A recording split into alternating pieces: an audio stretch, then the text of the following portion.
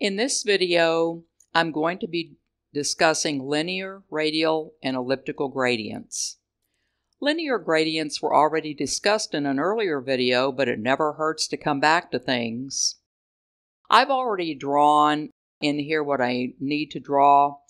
What I did was I drew a rectangle and filled it in with blue.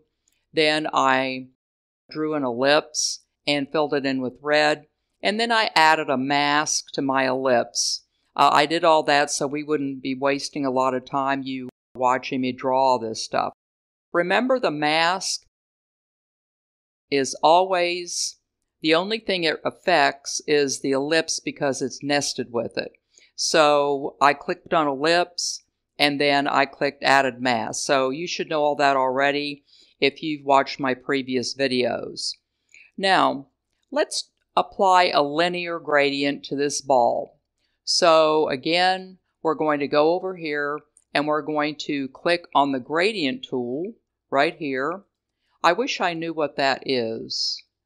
I'm not sure. It looks like a wrench, but I'm not really sure. But anyway, that's the gradient tool. And then I'm going to pull that over in this direction. And then we have our gradient. Darker on this side and lighter on this side. Now, as a review, remember that the larger node is the active one. The smaller node is the inactive one. And then you have this slider right here where you can change what the gradient looks like. So if we take this slider and we move it, see how you have darker and darker part of the color on this part of the ball, and then lighter and lighter color on this part of the ball. So you're just going to move it around and see what it looks like. Now, here are some things that I didn't get to the last time we talked about gradients. Up here, you see the gradient right here. But here you have two other buttons. You have this button that has rotate gradient, and you have this button that has reverse gradient. So if you click on this button up here, rotate gradient, you will rotate the gradient 90 degrees all the way around until you get what you want. Now in this case, the way this gradient is applied to the ball, this probably isn't very useful, but in future things that you may do where you want to look and see what the gradients look like, you can do that. Now, you can also reverse your gradient. If you don't like the darker part being up here and the lighter part being down here, you can go up to this button right here and reverse your gradient. So if I click on it, we've now reversed the gradient, and the bottom part will be down here and the lighter part will be down there. If we want to change it back, all we have to do is to press the button again. And that's a lot easier than you trying to grab one of these nodes and turning it around like this and trying to get it back to where the gradient is reversed. See what I mean about that? So obviously having that button is really handy if you want to do that. Okay, now, some gradients that I didn't talk about earlier. One is an elliptical gradient. So to do this, I'm going to go to another tab here where I have a burnt orange rectangle that I drew. Now with this layer, and remember to make sure that you select the layer that you're going to work on, because if you don't, it may not do anything. Or if you have multiple layers and you have the wrong one selected, it's going to do something that you don't want to do. Now with this layer selected, click on the gradient tool again, but this time you're going to go up here, and in the drop down you'll see where it says elliptical. So you'll click on elliptical, and notice here that you have like a node right here, a node right here, and one over there. So if you adjust the nodes and the slider, you'll get the effect you want. Now see how it has like a little kind of a light circle in there? But watch what happens if you adjust the slider and adjust the node. Okay, so you're going to have here an ellipse. So pull that out. And here you can make your ellipse get tighter and tighter and tighter as you move the slider in. Okay, so since it's an ellipse, see that? I might have been better off if I had a different, well, okay. And pulling this in, make sure I don't have that selected. Okay, I'll show you what I just did. This button up here is called Maintain Fill Aspect Ratio. If you have that selected, then when you adjust this node is going to pull along with it. So if you want your elliptical effect to not be perfectly round, you're going to have to make sure that that button is deselected. By default, it seems to select itself. So now you can move this down,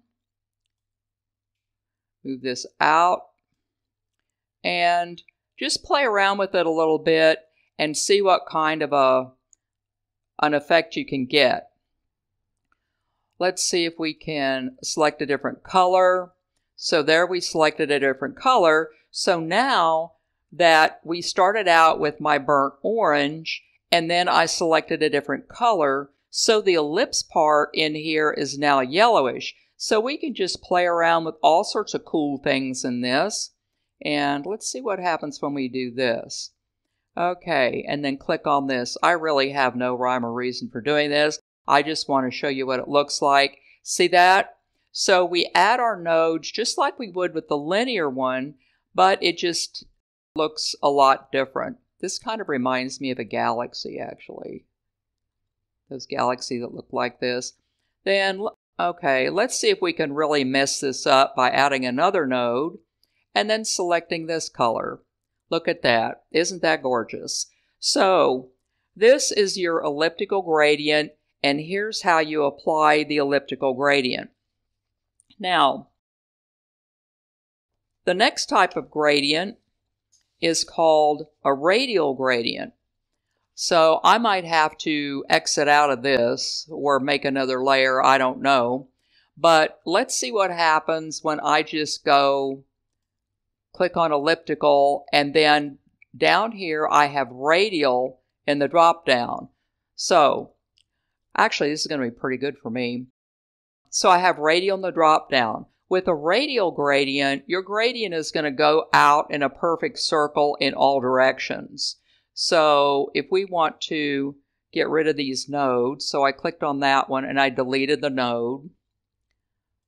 Click on that one and I deleted the node. And so we're kind of back a couple of steps. And then we can adjust this and adjust it back. Let's put another node out here and do this one. Boy, that is really ugly. Okay, that looks a little bit better. So notice that the position of the nodes are going to affect the order of color in your radial gradient. So here's a radial gradient. It's perfectly circular. Now there's another type of a gradient which is called a conical gradient. So if we try to, my Camtasia runs slowly, and so down here, see how this is conical. So you click on the conical gradient, and this is what you're going to get. You're going to get like a conical shape of your gradient here. So let's get rid of some of these and see what it looks like when we get back to Okay, oops, didn't do that. We're back to solid. Okay, conical gradient. Okay, so here we've got a conical gradient that's in one color. And again, we can play around with this thing. So, with this gradient, you have a gradient where you have this outside circle, and it's shaped sort of like a cone. So it's going to look like you're getting some kind of a volcano here. So this is another kind of gradient you can use. Just out of curiosity, let me do this. Oh, that's terrible. Okay, we don't want to do that. That looks like baby doo-doo. Okay, so we're going to undo that. But anyway, here's your conical gradient. And I'm going to try to take a look at these gradients and apply them to something practical. Because right now I'm just using, drawn rectangles and stuff like that.